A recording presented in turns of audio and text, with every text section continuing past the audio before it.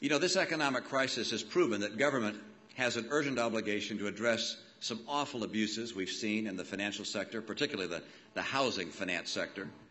Free markets, properly regulated and allowed to work as they should, have propelled America to be the largest economy in the world.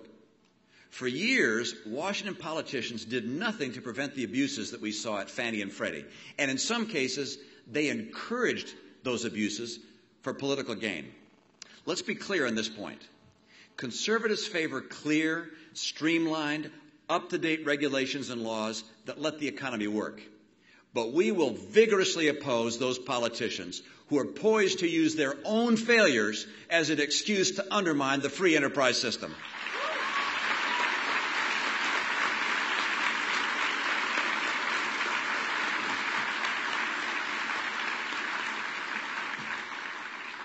No, I know that we didn't all agree on TARP.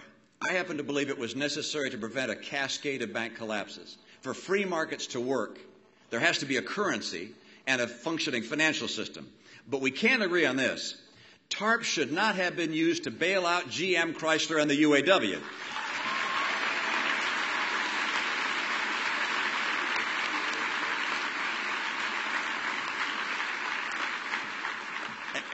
And this is personal for me. I want the U.S. auto industry to succeed. As some of us pointed out last November, that can only happen if its excessive costs and burdens are restructured.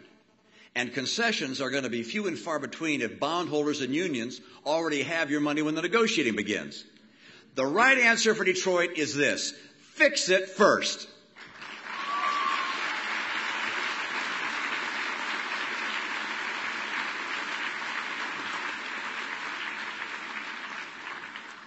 Now, all of these measures are meant to confront the current economic peril. Properly guided, Washington could, in fact, speed the recovery. So far, some of the actions it's taken will help, and some will hurt.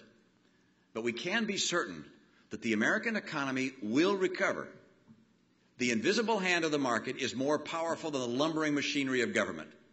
In the final analysis, we know that the private sector, entrepreneurs, large and small businesses, are going to create the millions of jobs our country needs.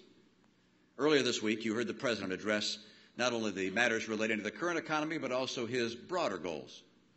I was pleased that he put health care, education, and energy on the national agenda.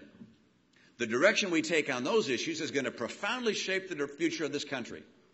I'm afraid I know where the liberal Democrats want to take us.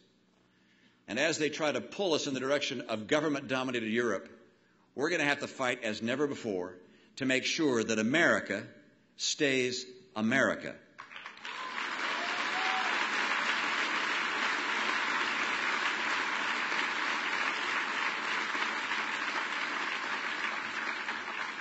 You probably noticed that President Obama was awfully vague about some of his plans, but I think I heard him say that government is responsible for educating a child from birth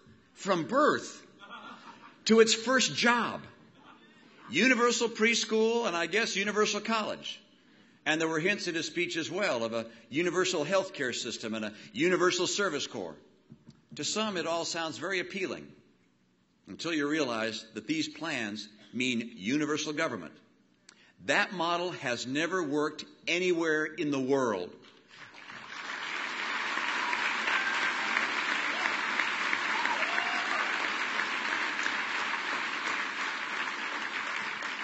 America is great in part because our society is free and the power of government is limited by the Constitution.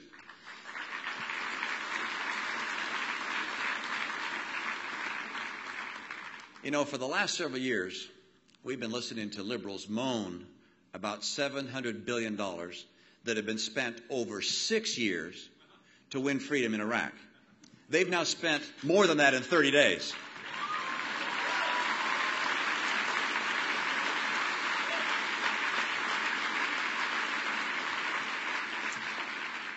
We need to make it clear that with a government almost $12 trillion in debt, any unnecessary spending puts at risk the very creditworthiness of the United States. And if the world loses confidence in our currency, that could cause a run on the dollar or hyperinflation, that would wipe out savings and devastate the middle class. President Obama says he hopes to cut the deficit in half after 4 years. What does that mean? A deficit in 2012 of $600 billion?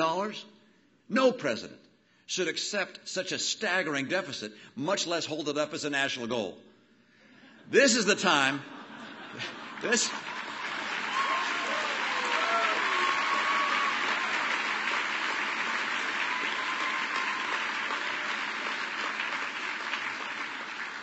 As we're looking at these long-term budgets, this is the time where we're going to have to pare back government spending. It's not the time to fulfill every liberal dream and spend America into catastrophe. Now, congressional Democrats are, of course, gearing up to take over the health care system. We need to advance a conservative plan, one based on free choice, personal responsibility, and private medicine, one that doesn't add massive new federal spending. Now, I like what I proposed in Massachusetts when I was governor. And even though the final bill and its implementation aren't exactly the way I wanted them, the plan is a good model. Today, almost every Massachusetts citizen who was uninsured now has private, not government, private, free market coverage, and we didn't have to raise taxes or borrow money to make that happen. Now, we may find better ideas in other states, but let's make certain that conservative principles are front and center. A big government takeover of health care is the next thing liberals are going to try, and it's the last thing America needs.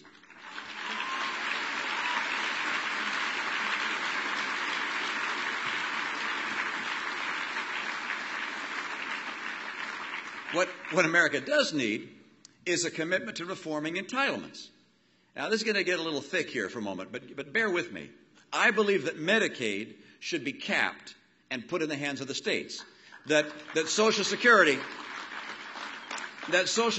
for high-income citizens who are now 55 or younger should grow with the consumer price index, not the wage index. That saves a lot of money. And that Medicare should finally be reformed with a dose of free market reality. These kind of reforms are essential because if we stay on the same road we're on, the next generation, and a lot of you are in this room, could see tax rates 50% higher even than ours. And that's to pay the bills that we've racked up for ourselves. Passing on that kind of debt to our children is not only fiscally irresponsible, it is morally wrong.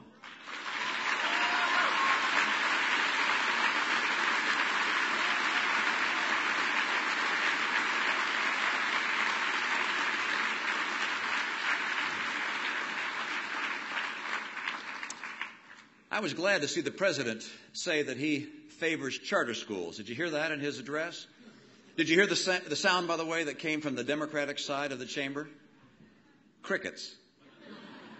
I hope the president will join all of us to expand school choice. Reward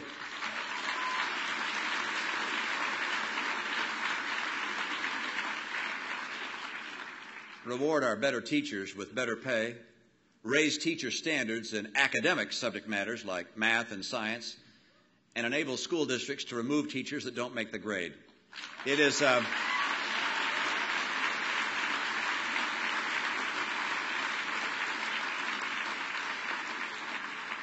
you agree with me that it's high time to put America's kids first and to leave the union bosses behind?